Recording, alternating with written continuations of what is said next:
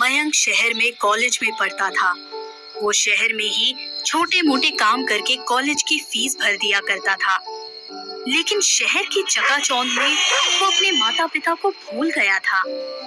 उसने 3 साल से अपने माता पिता से बात तक नहीं की थी। फिर एक दिन अपने दोस्त प्रभात के कहने पर वो उसके साथ अपने गांव सूरजगढ़ आया। उसे पूरा यकीन था कि उसके माता पिता उसे देखकर बहुत खुश होंगे। बाबूजी, माँ, कहाँ हैं आप लोग? देखिए, आपका बेटा आपसे मिलने आया है। लेकिन मयंक के माता पिता ने जब उसे देखा तो वो खुश होने के बजाय उल्टा उस पर भड़क उठे। बेटा, हम लोगों ने तुझे मना किया था ना कि पढ़ाई खत्म होने से पहले गांव मत लौटना।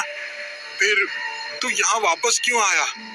बाबूजी, वो मेरी छुट्टियां चल रही थी और आप दोनों से भी मिलने का बहुत मन कर रहा था, इसलिए चला आया। बेटा, लेकिन तुझे अभी यहाँ नहीं आना चाहिए था। ऐसा कर, तू वापस चला जा।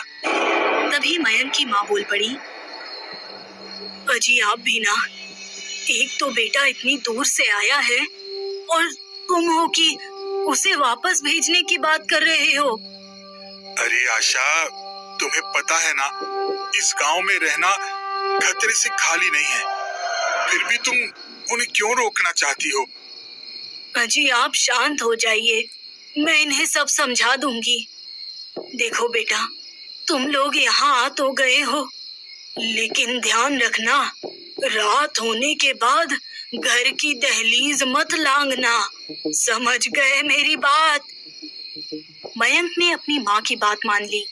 फिर उसी रात जब उसके माता पिता सो गए तो उसने प्रभात से कहा, प्रभात, मेरे माँ बाबूजी सो गए हैं, चल जल्दी चल।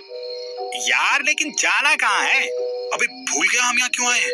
हाँ हाँ भाई, याद आया। लेकिन मयंक, तेरे माँ बाबूजी ने तो हमें शाम ढलने के बाद घर से बाहर निकलने के लिए मना किया है। अगर कोई गड़बड़ होगी तो? अरे यार, कुछ नहीं होगा, मैं हूं ना तेरे साथ। और मेरे माँ बाबूजी तो बहुत बड़े अंधविश्वासी हैं, तो उन्हें भूल जा और चल मेरे साथ। ठीक है भाई, चल। ये कहकर मयंक प्रभात को लेकर घर से बाहर निकल गया। वो दोनों चलते चलते गांव से थोड़ा दूर निकल आए। अरे और कितनी दूर है यार वो जगह? बस पहुंचने ही वाले हैं। मयंक प्रभात को एक शराब के ठेके पर ले आया। ये ले भाई, पहुंच गए। अब तू मेरे गांव की देसी पी के देख, इसके आगे तो शहर वाली अंग्रेजी कुछ भी नहीं है। चल चलकर मौज करते हैं। दोनों शराब के ठेके पर गए। वहाँ आसपास काफी पानी भरा हुआ था और ठेके के अंदर एक आदमी खड़ा था जो पूरी तरह से भीगा हुआ था।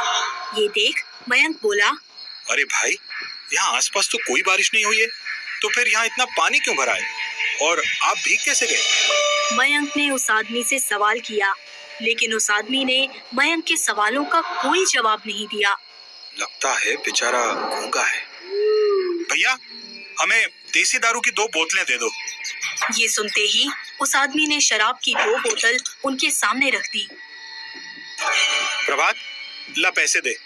क्या भाई, शराब के ठेके पे तू लाया है और पैसे मुझसे मांग रहा है? अरे दे दे यार, अगली बार मैं दे दूंगा। प्रभात ने पैसे निकालकर उस आदमी की तरफ आगे किए, लेकिन तब तक वो आदमी वहाँ से गायब हो चुका था। यार, अब ये कहाँ चला गया? खैर छोड़ उसे, चल हम अंदर बैठकर पीते हैं। जब वो आएगा तो उसे पैसे दे देंगे।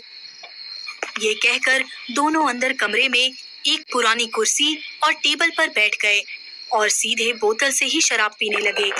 तभी जमीन से अपने आप पानी ऊपर आने लगा। जैसे जैसे शराब की बोतल खाली होती जाती, वैसे वैसे कमरे में पानी भरने लगता। जब शराब की बोतल आधी हो गई तो मयंक और प्रभात का आधा शरीर पानी में डूब गया। वो दोनों शराब में ऐसे डूबे थे कि उन्हें पता ही नहीं चला कि वो दोनों पानी में डूब रहे हैं। कहां से आया ये रहस्यमयी पानी?